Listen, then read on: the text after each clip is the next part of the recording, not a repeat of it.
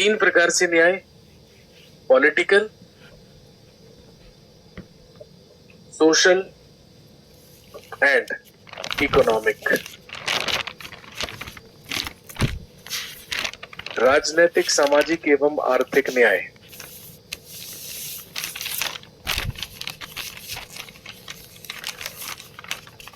राजनैतिक, सामाजिक और आर्थिक न्याय। और दोस्तों ध्यान रखेंगे, idea of political, social and economic justice has been taken from Russian revolution 1917। 1917 में जो रूस की क्रांति हुई, जो रशियन रेवोल्यूशन हुआ, वहीं से सामाजिक, आर्थिक और राजनीतिक न्याय का जो विचार था वो हमने एडॉप्ट किया। हमने फॉरेन सोर्सेज में लिखा भी था कि idea of political, social and economic justice has been taken from the constitution of Russia. ये रूस से लिया गया है। इसके बाद एल फॉर लिबर्टी यानी कि स्वतंत्रता, ई फॉर इक्वालिटी यानी कि समानता,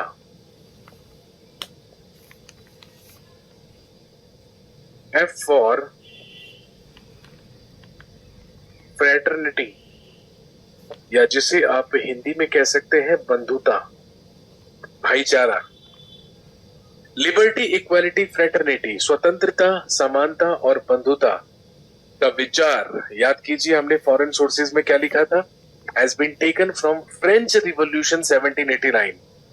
1789 ईस्वी में जब फ्रांस की क्रांति हुई, फ्रेंच रिवॉल्यूशन हुआ, तो वहीं से ये तीनों के तीनों शब्द लिए गए हैं, लिबर्टी, इक्वालिटी और फ्रेटर्निटी। और लास्ट में आता है I for integrity.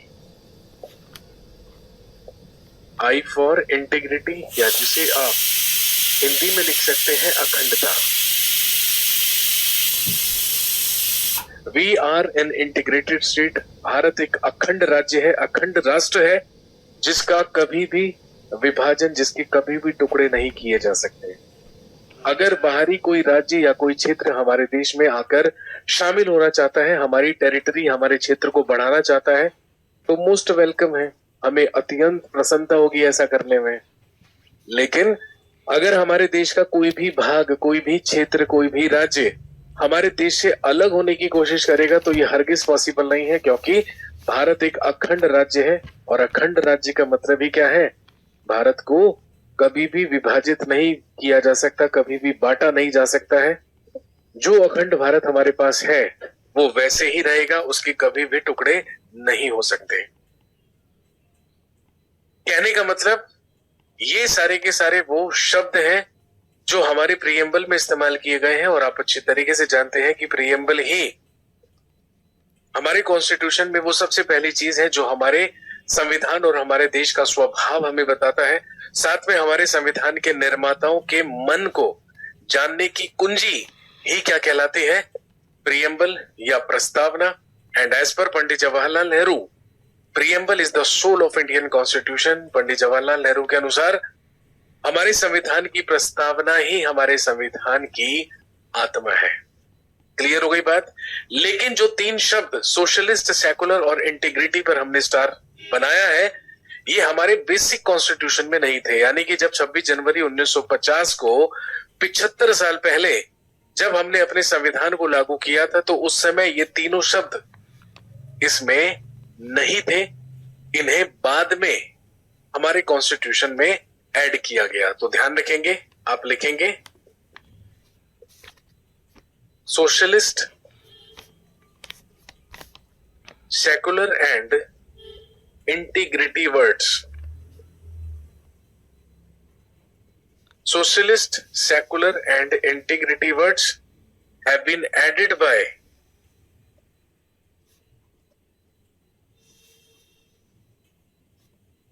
(42nd) Constitution Amendment Act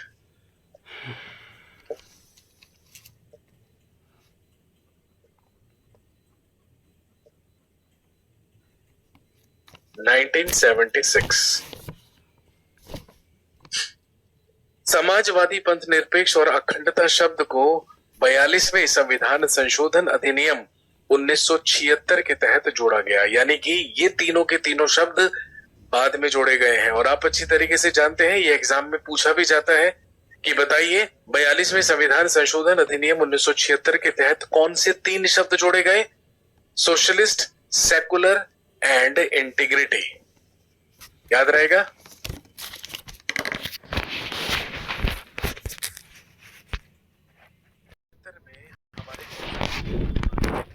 उससे पहले आप जानते हैं कि केशवानंद भारती बनाम केरल राज्यवाद में यह स्पष्ट किया गया था कि जो प्रियम्बल है, जो प्रस्तावना है, वो भी संविधान का भाग है और उसमें संशोधन किया जा सकता है। इसीलिए संशोधन करके ये 3 वर्ड्स या 3 शब्द इसमें जोड़े गए। तो दोस्तों, ये है हमारे संविधान की प्रस्तावना, प्रियम्बल ऑफ इंडियन कॉन्स्टिट्यूशन, जिसे आपको हमेशा याद रखना है। जैसे मर्जी ट्रिक बनाकर याद कीजिए, लेकिन आपको ये याद रखना होगा। और जिन जिन शब्दों का इस्तेमाल हमारी प्रस्तावना प्रियम्बल में किया गया है वो आप हमेशा याद रखें। एग्जाम में किसी भी तरीके से पूछा जाएगा तो आप इजीली उसका आंसर कर देंगे। समझ गए बात? बहुत सिंपल लग रहा है। अब तो कोई कठिनाई नहीं होगी। तो चलिए, ये थी संविधान की प्रस्तावना। अब संविधान के भाग और अनुच्छेद शुरू करने से पहले हम सबसे पहले जानते हैं और सबसे पहले समझते हैं about schedules of Indian constitution. तो चलिए हेडिंग डाल लीजिए, संविधान के भाग और पॉलिटिकल सोशल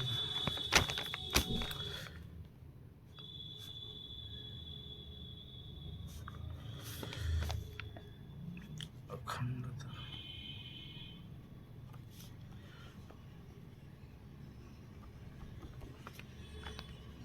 अनुच्छेद शुरू करने से पहले हम सबसे पहले जानते हैं और सबसे पहले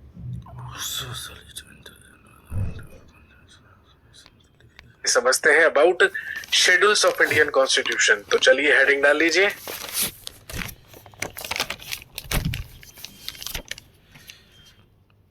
शेड्यूल्स ऑफ इंडियन कॉन्स्टिट्यूशन।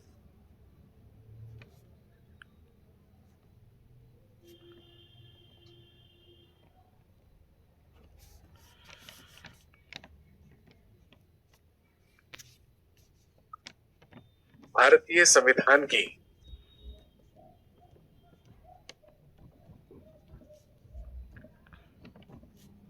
अनुसूचियां।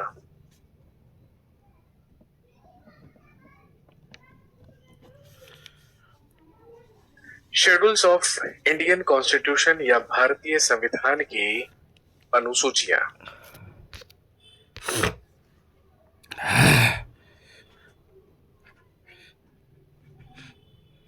अब सबसे पहले हमें यह पता होना चाहिए what are basically schedules in our constitution. हमारे संविधान में जो अनुसूचियां हैं वो क्या है बेसिकली। तो ध्यान रखेंगे, schedules are those tables in the constitution of India which are not mentioned in articles. हमारे संविधान में अनुसूचियां वो तालिकाएं होती हैं, वो टेबल्स होती हैं जिनका उल्लेख अनुच्छेदों में नहीं किया गया है। और अनुच्छेदों में नहीं किया गया है तो अलग से है ना, शेड्यूल्स के रूप में, अनुसूचियों के रूप में उनका उल्लेख हमारे कॉन्स्टिट्यूशन में किया गया है। दोस्तों, हमारे बेसिक कॉन्स्टिट्यूशन में, यानी कि वो संविधान जिसे 26 जनवरी 1950 को हमने लागू किया, उसमें कुल 8 शेड्यूल्स थे, उसमें कुल 8 अनुसूचियां थी। लेकिन एट प्रेजेंट, वर्तमान में हमारे कॉन्स्टिट्यूशन में शेड्यूल्स की संख्या बढ़कर हो चुकी है 12। तो आइए हम याद करते हैं अपने 12 शेड्यूल्स को। सबसे पहले लिखेंगे शेड्यूल 1 ऑफ इंडियन कॉन्स्टिट्यूशन, संविधान की अनुसूची 1। शेड्यूल 1 ऑफ इंडियन कॉन्स्टिट्यूशन, संविधान की अनुसूची 1। क्या लिखा है शेड्यूल 1 में? भाई, या तो आपको शेड्यूल देकर पूछेंगे उसमें क्या है, या आपको कोई भी डिस्क्रिप्टिव चीज क्वेश्चन में देकर पूछेंगे कि बताइए ये कौन से शेड्यूल में है। तो ध्यान रखेंगे, शेड्यूल 1 में लिखित है names of Indian states and union territories and their areas। Hindi में लिखेंगे भारतीय राज्यों एवं संघ शासित क्षेत्रों के नाम एवं उनका क्षेत्र।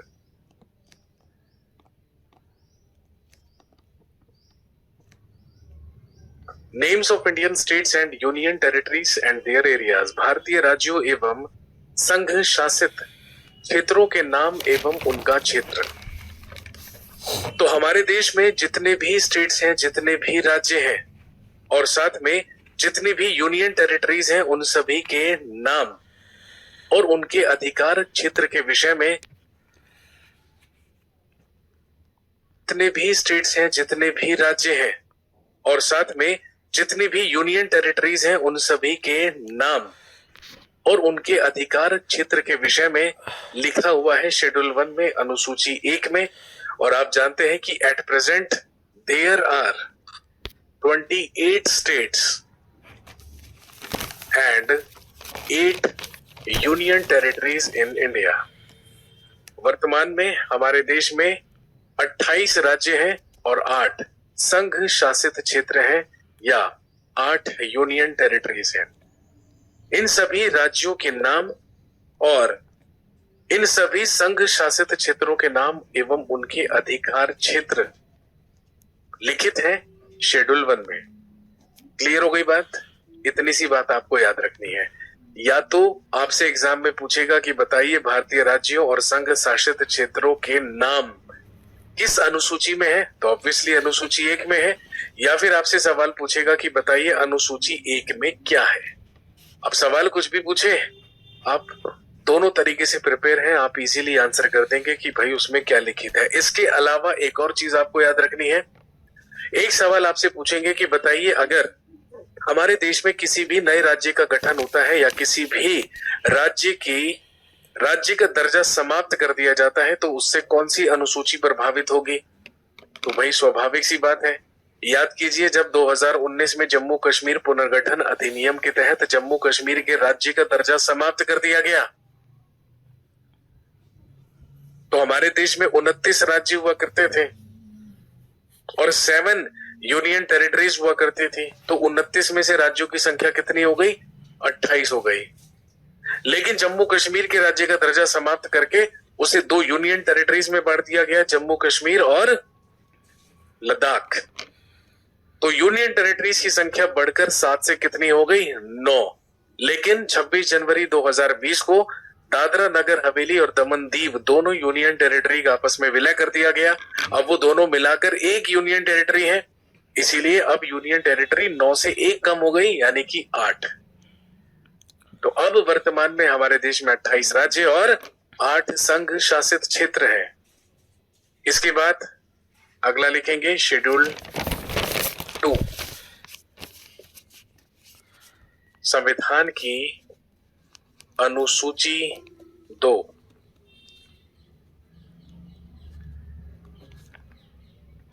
और क्या लिखित है इसमें? तो आप लिखेंगे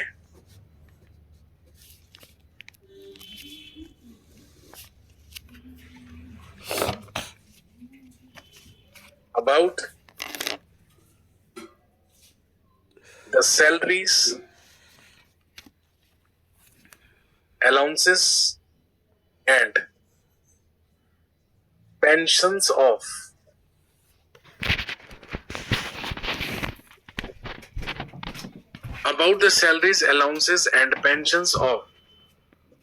government officials of India।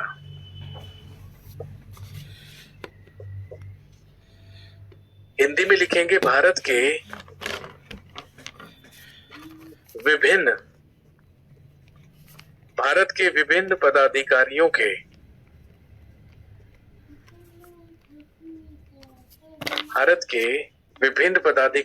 के वेतन भत्ते एवं पेंशन के विषय में।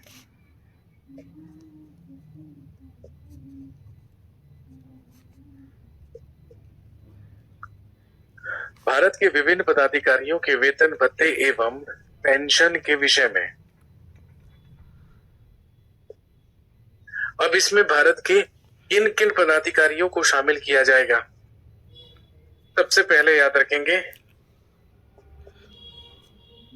President of India and governors.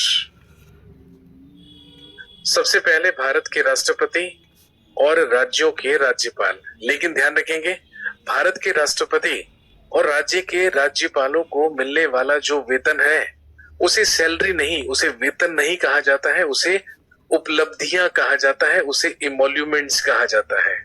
यानी कि राष्ट्रपति और राज्यपालों को मिलने वाला जो वेतन है वो कहलाता है इमोल्यूमेंट्स।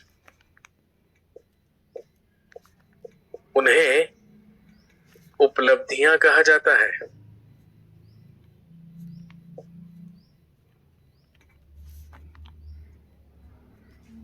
तो कहने का मतलब भारत के जिन पदाधिकारियों के वेतन भत्ते और पेंशन के बारे में हम बात कर रहे हैं उसमें सबसे पहले हमने शामिल किया है राष्ट्रपति और राज्यपालों को।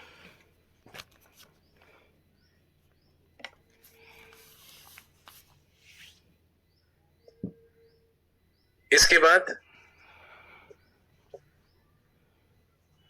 लिखेंगे speaker and deputy speaker of Lok Sabha and state legislative assemblies.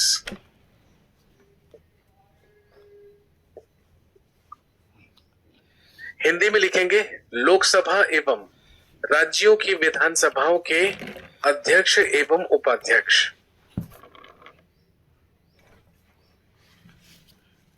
आप जानते हैं हमारा सेंट्रल लेजिस्लेचर या हमारी केंद्रीय विधायी का अध्यक्ष एवं उपाध्यक्ष।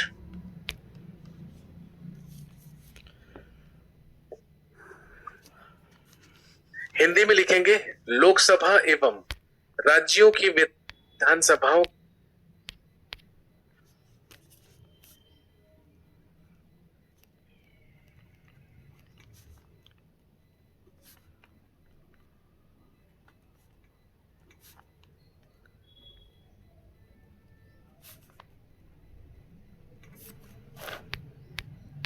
के अध्यक्ष एवं उपाध्यक्ष।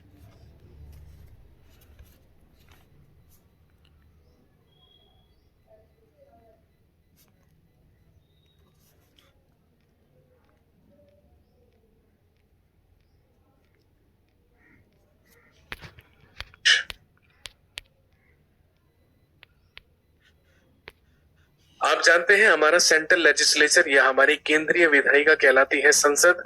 संसद में दो सदन होते हैं, दो हाउस होते हैं, एक लोकसभा एक राज्यसभा।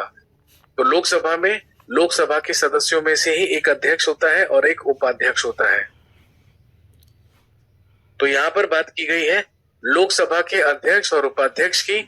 ऐसा ही जो हमारा स्टेट लेजिस्लेचर है, जो हमारी राज्य की विधायिका है, उसमें भी दो सदन होते हैं, एक विधानसभा और एक विधान परिषद। तो जो विधानसभा है उसमें भी एक अध्यक्ष एक उपाध्यक्ष होता है। तो उसके अध्यक्ष और उसके उपाध्यक्ष के भी वेतन भत्ते और पेंशन के विषय में यहां पर उल्लेख किया गया है। इसके अलावा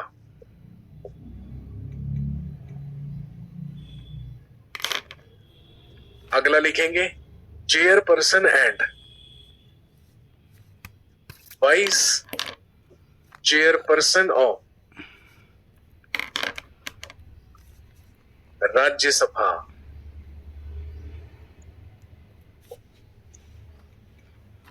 हिंदी में लिखेंगे राज्यसभा का सभापति एवं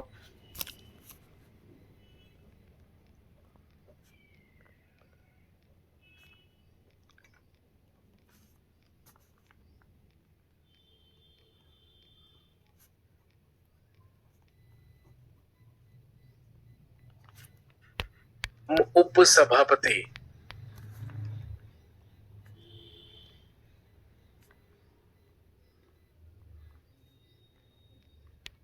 और दोस्तों ध्यान रखेंगे, राज्यसभा का सभापति,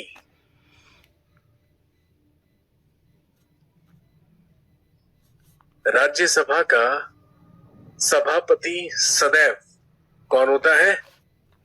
vice president of India, Bharat का उपराष्ट्रपति। जो हमारे उपराष्ट्रपति हैं वही राज्यसभा के पदेन सभापति होते हैं, ये आप जानते होंगे, क्योंकि हमारे वाइस प्रेसिडेंट को वाइस प्रेसिडेंट होने के नाते नहीं बल्कि राज्यसभा का सभापति होने के नाते ही वेतन और भत्ते दिए जाते हैं।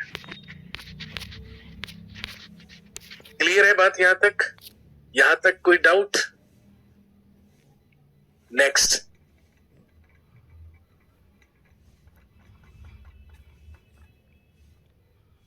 Chairperson and vice chairperson of legislative council, Hindi में लिखेंगे विधान परिषद का सभापति एवं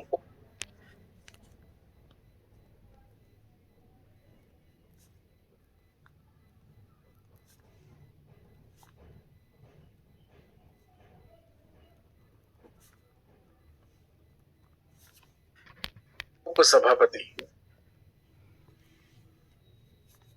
लेजिस्लेटिव काउंसिल, हिंदी में लिखेंगे विधान परिषद का सभापति एवं उपसभापति।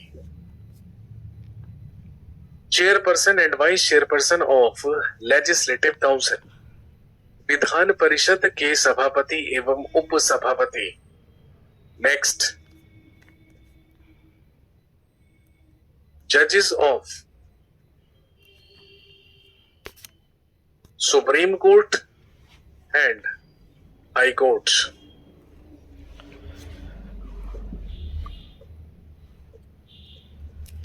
हिंदी में लिखेंगे सर्वोच्च न्यायालय एवं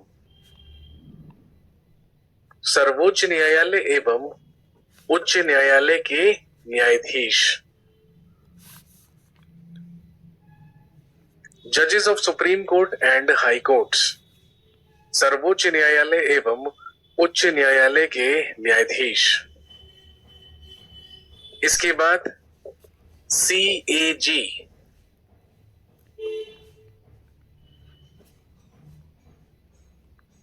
कंट्रोलर एंड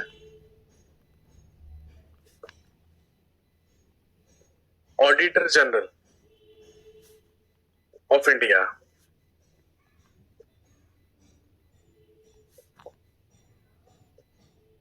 भारत का नियंत्रक एवं महालेखा परीक्षक।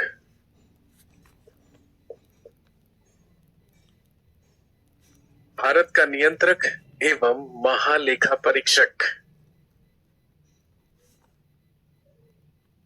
कैग, जिसे हम CAG बोलते हैं। और इसके अलावा इसमें हम शामिल करेंगे attorney general and solicitor general of India.